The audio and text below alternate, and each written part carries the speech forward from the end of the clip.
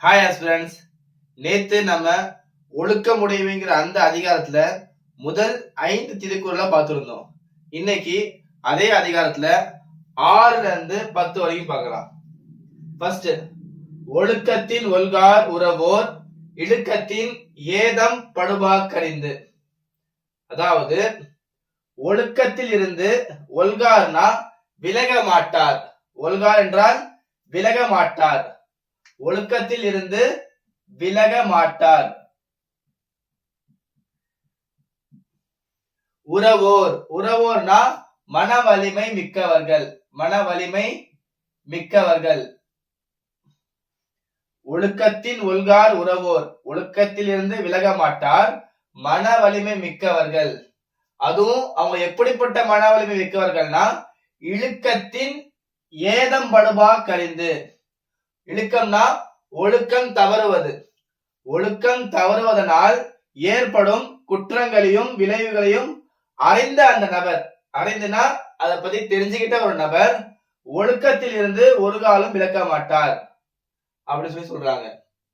மறுபடியும் பாருங்க, ஒழுக்கத்தின் ஒல்கார் உறவோர் இழுக்கத்தின் ஏதம் படுபார் கிடைந்து.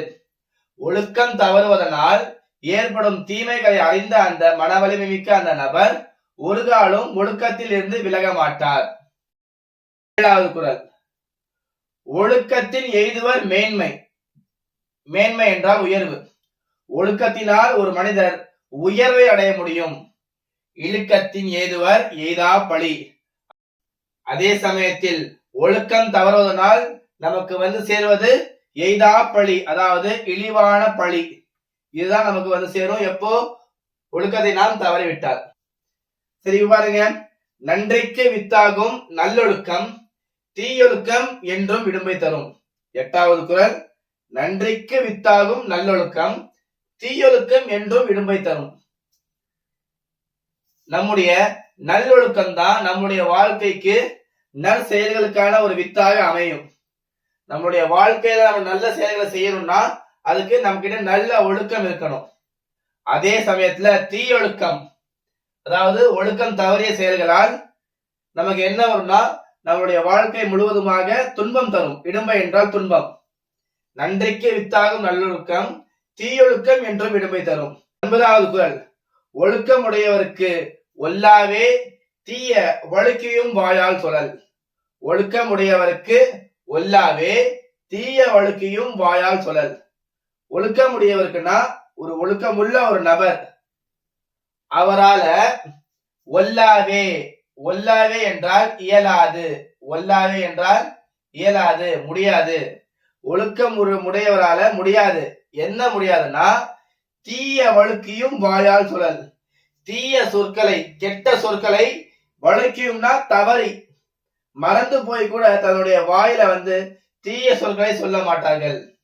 ஒழுக்கம் உடையவர்களால தீய சொற்களை மறந்தும் கூட தன்னுடைய வாயால் சொல்ல முடியாதுன்னு சொல்லி சொல்றாங்க. 10வது குறள், உலகத்தோடு ஒட்ட ஒழுகல் பலகற்றும் கல்லார் அறிவிலாதார். அதாவது இதுல உலகம்னா என்னதுன்னா உலகத்தில் வாழக்கூடிய அந்த நபர்கள், உலகத்தில் நல்ல ஒழுக்கங்களை கடைபிடித்து வாழக்கூடிய அந்த உயர்ந்த மனிதர்கள் தான் இங்க உலகத்தோடு நம்ம சொல்றோம். உலகத்தில் வாழ்ந்து கொண்டிருக்கின்ற அந்த உயர்ந்த நபர்கள் யாரெல்லாம் ஒழுக்கத்தை கடைபிடித்து வாழ்கின்றார்களோ அது போன்று இருக்கும் அந்த உயர்ந்த நபர்களை தான் நம்ம இங்க உலகத்தோடு சொல்றோம். ஒட்ட ஒழுகல், அவங்க கூட சேர்ந்து வாழ வேண்டும். அப்படி சேர்ந்து வாழலன்னா அவங்களுடைய ஒழுக்கத்துக்கும் நம்முடைய ஒழுக்கத்துக்கும் நிறைய வித்தியாசங்கள் இருக்கு. அவங்க கூட நம்ம ஒத்து போக மாட்டேங்கிறோம்னா பல கற்றும், நம்ம எவ்வளவுதான் புக்கு படிச்சிருந்தாலும் எவ்வளவுதான் நூல்களை நம்ம கற்றுக்கொண்டிருந்தாலும் கல்லார் அறிவிலாதார், நாம என்னது படிக்காத ஒரு முட்டாளை போலதான் நாமளும் இருப்போம் என்பதாக சொல்றாங்க. உலகத்தோடு ஒட்ட ஒழுகல் பலகற்றும் கல்லார் அறிவிலாதார். ஒழுக்கத்தோடு வாழ்கின்ற அந்த உயர்ந்த மனிதர்களுடன் ஒட்டி வாழ தெரியாதவர்கள் பல நூல்களை கற்றிருந்தாலும் அவர்கள் அறிவில்லாதவர்களே ஆவார். ஆக நேத்து ஒரு 5 திருக்குறளை பார்த்தோம், இன்னைக்கு ஒரு 5 திருக்குறளை பார்த்தோம். ஆக மொத்தம் 2 நாள்ல ஒழுக்கம் உடைமைங்கிற அந்த அதிகாரத்தை நம்ம முடிச்சிருக்கோம். அதுக்கப்புறம் நாம பார்க்க வேண்டிய அதிகாரம் வந்து பொறையுடைமை. அந்த அதிகாரத்துல ஒரு 5 திருக்குறளை நாளைக்கு நாம பார்க்கலாம். Until then, bye.